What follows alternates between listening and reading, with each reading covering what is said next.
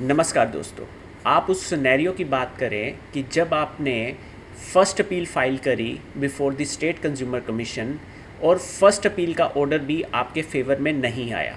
उस केस में आपको एक सेकंड अपील फ़ाइल करने का प्रोविज़न भी कंज्यूमर प्रोटेक्शन एक्ट 2019 प्रोवाइड करता है। आज इस वीडियो में हम सेकंड अपील के बारे में डिटेल में डिस्कस करेंगे। सेकंड अपील कैसे ओरिजिनेट होती है, कंज्यूमर प्रोटेक्शन एक्ट में सेकंड अपील को लेके ऐसे क्या प्रोविजंस हैं जो कि वेरी मच मैंडेटरी प्रोविजंस हैं। अगर हमने उनको कंप्लाई नहीं किया तो आपकी second appeal before honourable NCDRC at the time of admission में ही रिजेक्ट हो जाएगी। तीसरा, हम समझेंगे कि सेकंड अपील फाइल करने के लिए आपके पास कितना टाइम है। चौथा, एक बार आपकी सेकंड अपील फाइल हो गई, एडमिट हो गई, तो उसके बाद फाइनल डिस्पोजल तक आपको किन किन स्टेजेस से गुजरना पड़ेगा before the honourable NCDRC forum. And finally, हम सेकंड अपील फाइल करें या रिवीजन पिटीशन फाइल करें, इस इम्पोर्टेंट एंड स्ट्रैटेजिक डिसीजन को भी हम डिस्कस करेंगे सो दैट आपको रिलीफ मिल सके before the honourable NCDRC forum. Late us now discuss first step कि सेकंड अपील है क्या, इसकी शुरुआत कहाँ से होती है।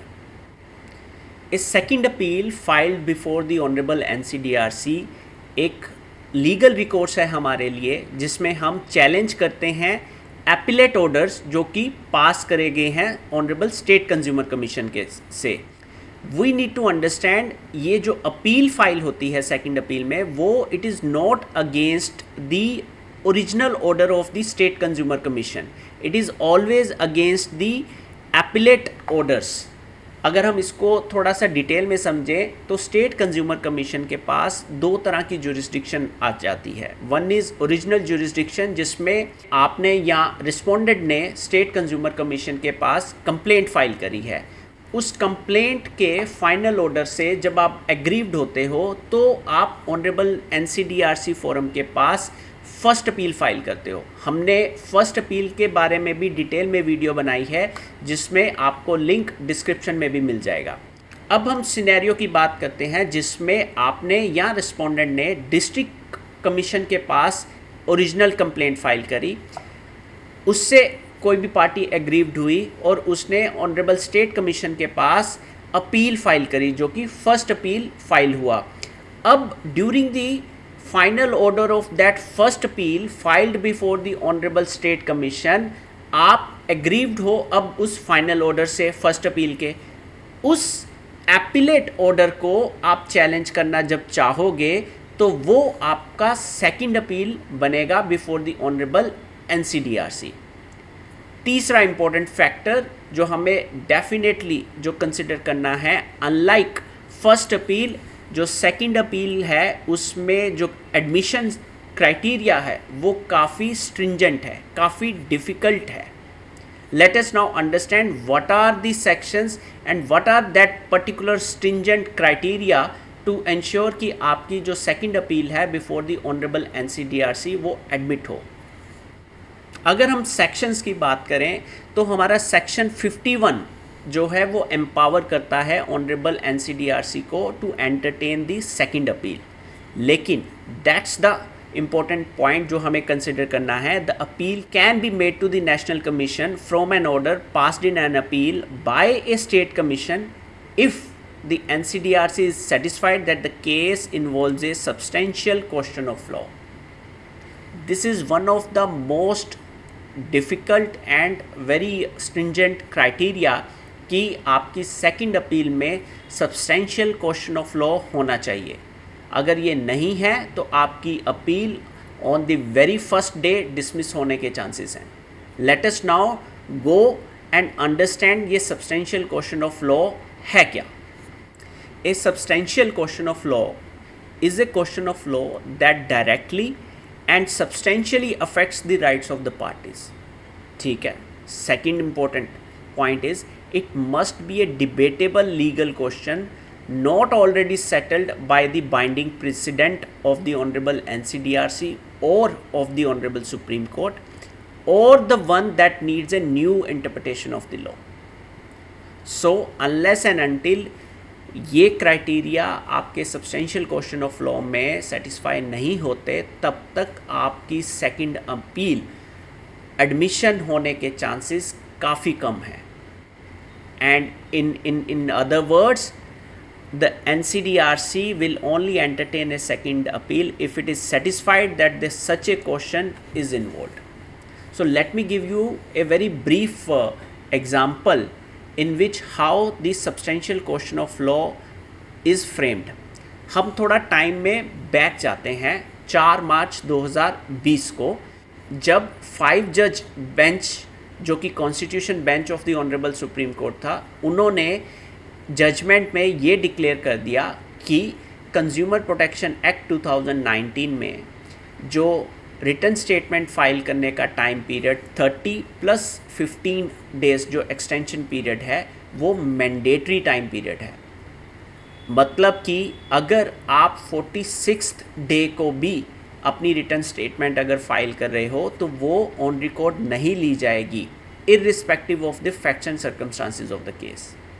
अब अगर हम इस समय पे जाएं, लेट्स से हम जनवरी 2020 पे थे, जब अगर आपने अपनी रिटर्न स्टेटमेंट 60th डे को फाइल करी along with the application seeking condonation of delay, तो उस समय ये जो क्वेश्चन ऑफ लॉ था क्लियर नहीं था, because different benches of the honourable supreme court ने 2 डिफरेंट व्यूज़ लिए थे. एक व्यू ये था कि जो रिटर्न स्टेटमेंट फाइल करने का टाइम पीरियड है 45 डेज़ का जो टाइम पीरियड है मैक्सिमम, वो डायरेक्टरी नेचर का है, मैंडेटरी नेचर का नहीं है. वेयर एज दूसरे व्यू ऑनरेबल सुप्रीम कोर्ट का ये था कि जो 45 डेज़ जो maximum time period to file return statement is, वो मैंडेटरी नेचर है. अगर आपने इस जजमेंट के आने से पहले अपनी रिटर्न स्टेटमेंट लेट से 60th डे को फाइल करी along with the application seeking condonation of delay, तब डेफिनेटली ये एक सब्सटेंशियल क्वेश्चन ऑफ लॉ आ सकता था. लेकिन आज के समय में ये सब्सटेंशियल क्वेश्चन ऑफ लॉ नहीं है, बिकॉज 5 जज कॉन्स्टिट्यूशन बेंच ने इस लीगल क्वेश्चन को रिफाइन कर दिया. अब जो 5 जज कॉन्स्टिट्यूशन बेंच की जजमेंट जो है, जो कि एक इंश्योरेंस कंपनी के मैटर में था, उसमें इस जजमेंट ने एक बाइंडिंग प्रेसिडेंट सेटअप कर दिया है. तो इस कारण से अगर कोई एपिलेंट इस कंसर्न को लेके substantial question of law frame करने की कोशिश करता है, तो देन उसकी सेकंड अपील डिसमिस होने के वेरी फेयर चांसेस हैं. I hope इस brief explanation से you must have been able to understand what exactly is the nature of substantial question of law. So now let us move further to understand the various other aspects related to the substantial question of law.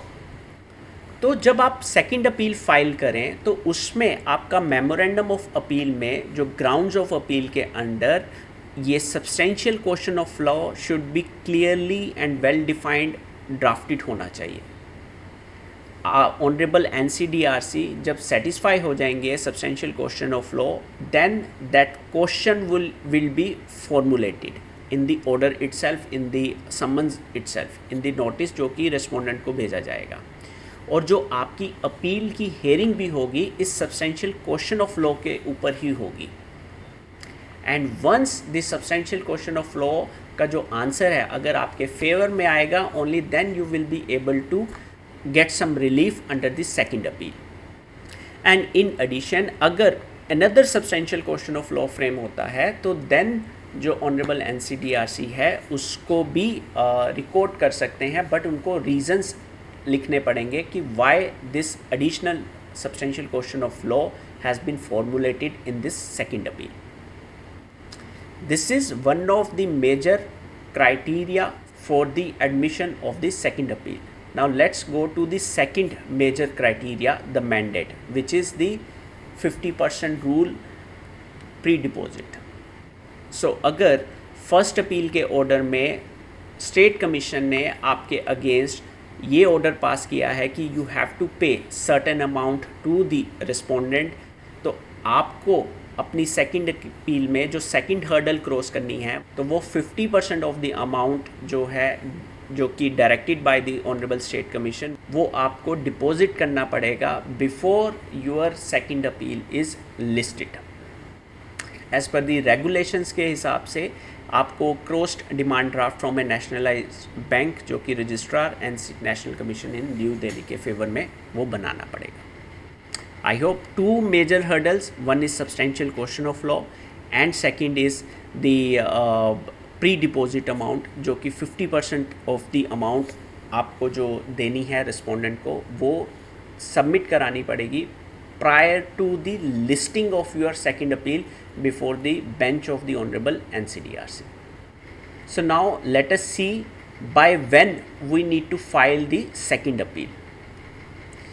Typical जो timeline है हमें second appeal file करने की भी, वो है 30 days from the date of receipt of state commissions first appeal order. अब अगर मान लो आप थोड़ा डिले हो जाते हो तो then you have to file an application seeking condonation for delay in the before the honorable NCDRC, and you need to give the sufficient cause of reason कि आपने 30 डेज़ के बियॉन्ड जितने भी टाइम लिया है वो क्यों डिले हुआ है।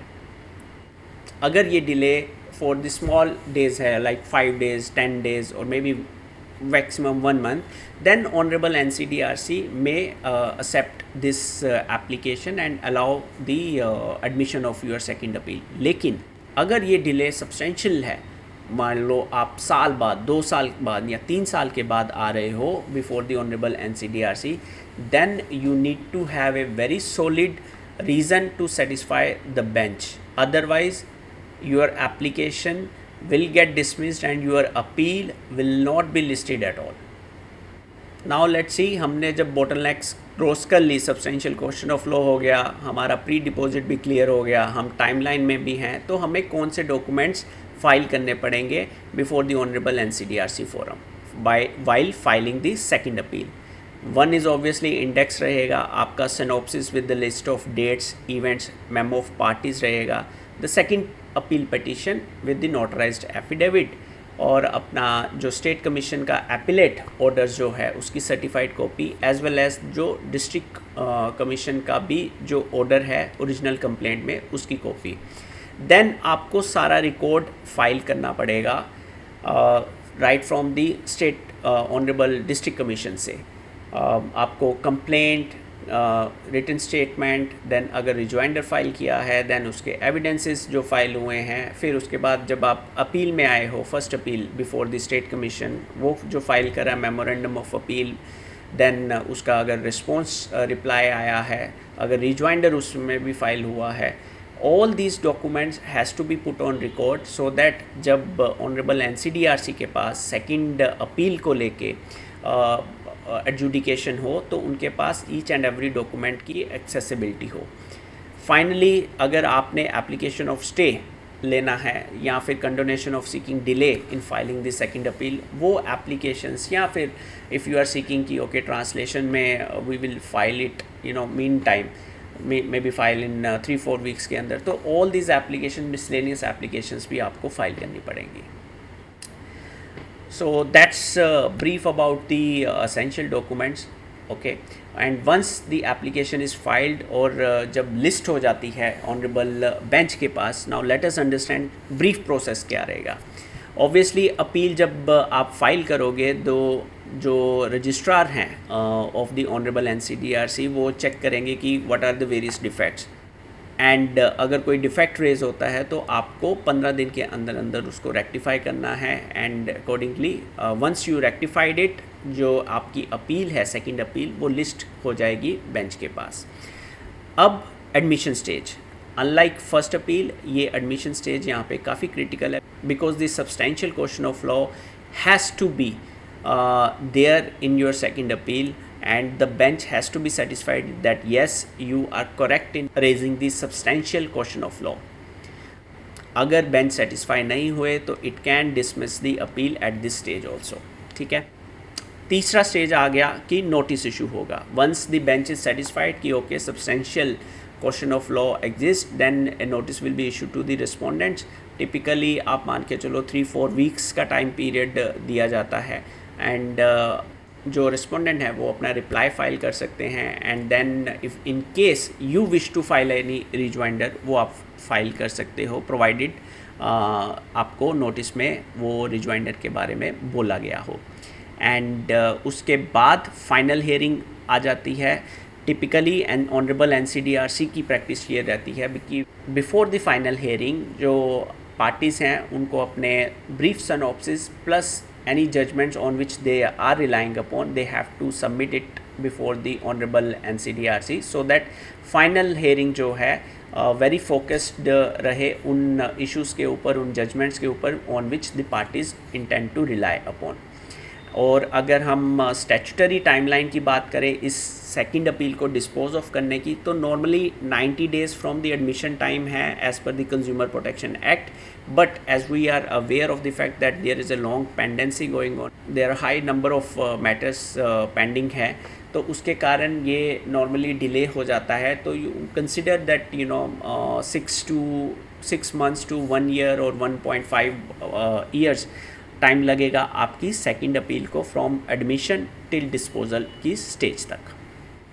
सो ये अब तक तो था सेकंड अपील के प्रोसेस के बारे में, डिटेल्स के बारे में, सब्सटेंशियल क्वेश्चन ऑफ लॉ के बारे में। नाउ वेरी क्रिटिकल इज़ कि हम फाइल करें सेकंड अपील या फिर हम रिवीजन पिटीशन फाइल करें। That becomes a very strategic decision, because अभी तक हमने ऑलरेडी जाना कि सेकंड अपील में 2 मेजर हर्डल्स हैं। One is substantial question of law and second is जो मैंडेटरी प्री डिपॉजिट है वो 50% ऑफ द अवार्डेड अमाउंट वो सबमिट करना ही पड़ता है। Whereas in the revision petition में आपको सब्सटेंशियल क्वेश्चन ऑफ लॉ का रिक्वायरमेंट नहीं आएगा, आपके पास इसका भी रिक्वायरमेंट नहीं आएगा। So that is why many litigants जो हैं they opt for the revision petition rather than going to the second appeal। I am not saying कि revision petition फाइल करोगे तो आपको सक्सेस मिलेगा, बट जो grounds of let's say challenge हैं वो revision petition में थोड़े wider हैं, उसको consider किया जाता है, whereas in the second appeal जो grounds of challenges हैं वो very very narrow हों। Just for an example, मान लीजिए आपके अगेंस्ट डिस्ट्रिक्ट कमीशन ने 18% ऑफ इंटरेस्ट का कंपनसेशन अमाउंट अवार्ड कर दिया, स्टेट कमीशन ने उस अवार्ड को 18 से कम कर दिया 15%। नाउ जब अगर आप सेकंड अपील फाइल करना चाहोगे तो उसमें there is no substantial question of law, it is a question of facts, it's a question of reappreciation of the evidence, right. तो उस केस में you have the only option of revision petition. So in this way overall you can say in certain circumstances you have to file a second appeal only, whereas in most of the circumstances आपके पास option is only to go for the revision petition before the honorable NCDRC। I hope this video would have helped you to understand the various aspects of second appeal before the honorable NCDRC, and do share this video with your friends or the other stakeholders who are facing a consumer dispute, that would help them to understand the nuances involved in the filing of a second appeal before the NCDRC. And also I would like to take this opportunity to tell you that we have created and we are in the process of creating various other videos in relation to the Consumer Protection Act as well as the consumer rights of the consumer। So do subscribe to this channel, and उन videos का description में आपको link मिल जाएगा, you can share it with the various stakeholders who are facing the consumer dispute। And thank you once again for going through this video। जय हिंद।